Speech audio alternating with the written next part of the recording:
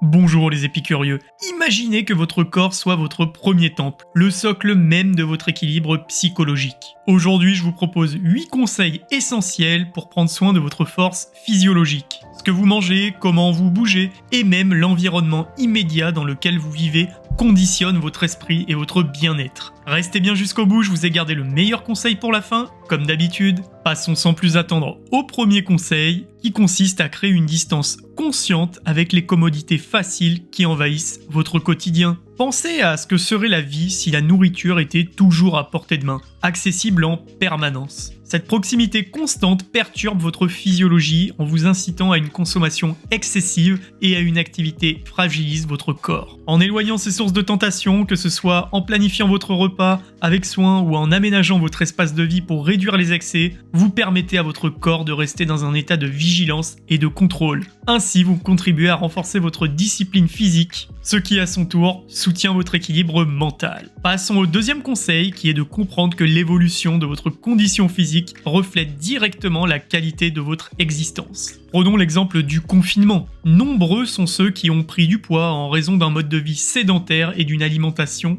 désordonnée. Ce changement physique n'est pas anodin. Il affecte votre mental, votre confiance et votre capacité à faire face aux défis. Pour inverser cette tendance, intégrez une activité physique régulière dans votre routine. Que ce soit une simple marche, la course ou même quelques exercices simples à la maison. Bougez pour redonner à votre corps sa vitalité d'antan. Rappelez-vous que le corps sain est le terreau d'un esprit libre, capable de surmonter les obstacles et de se renouveler chaque jour. Le troisième conseil, quant à lui, vise à mesurer et à cultiver votre compétence physique de manière simple et naturelle. Imaginez-vous marcher dans la rue et apercevoir un tigre ou une situation inattendue. Combien d'entre vous seraient capables de réagir rapidement en grimpant sur un arbre ou en se mettant en position pour échapper au danger? Cela peut paraître extrême, mais un bon indicateur de votre condition physique réelle. Je vous invite donc à réaliser un test simple. Lorsque vous vous levez, essayez de le faire en n'utilisant que vos jambes, sans appui excessif. Ce petit exercice vous aidera à évaluer votre force et votre agilité, vous montrant ainsi l'importance de rester actif et en forme. Encore compétent et non seulement plus résistant, mais il renforce aussi votre confiance et votre capacité à affronter la vie avec sérénité. Passons au quatrième conseil qui concerne la gestion de l'accumulation,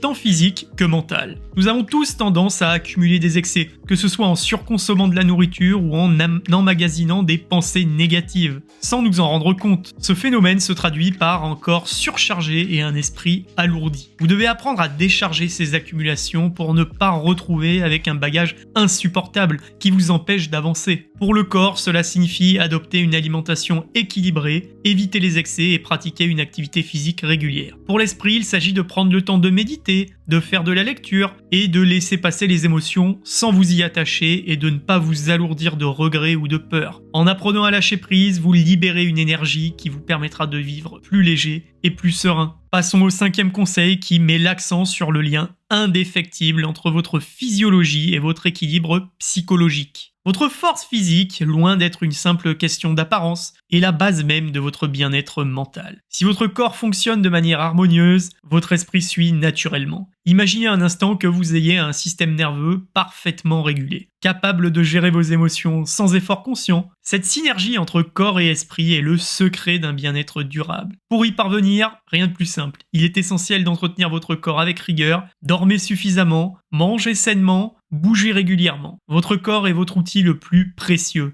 Et en prenant soin, vous créez un environnement plus propice à l'épanouissement de votre mental. Le sixième conseil consiste à adopter une approche plus naturelle face aux défis de la vie. Trop souvent, vous vous retrouvez à lutter contre des obstacles qui, en réalité, ne sont que des expériences de vie. Que ce soit un échec professionnel, une rupture amoureuse ou une déception. Tout cela fait partie du flux naturel de l'existence. Au lieu de vous battre contre le courant, apprenez à surfer sur la vague de la vie. Cela signifie accepter les hauts et les bas et surtout ne pas transformer chaque petit revers en une tragédie personnelle. En adoptant une perspective plus détachée, vous réduisez le stress et l'anxiété et vous permettez d'évoluer avec plus de fluidité et de confiance. Le septième conseil, quant à lui, se focalise sur la compréhension et la maîtrise de votre propre intelligence. On vous a offert, en tant qu'être humain, l'ordinateur le plus sophistiqué de la planète. mais peu d'entre vous savent le lire correctement. Votre cerveau est capable d'un potentiel incroyable, mais il peut aussi se retourner contre vous si vous ne prenez pas le temps de le discipliner. Investissez dans votre développement personnel, apprenez des techniques de gestion de vos pensées, de relaxation et de méditation,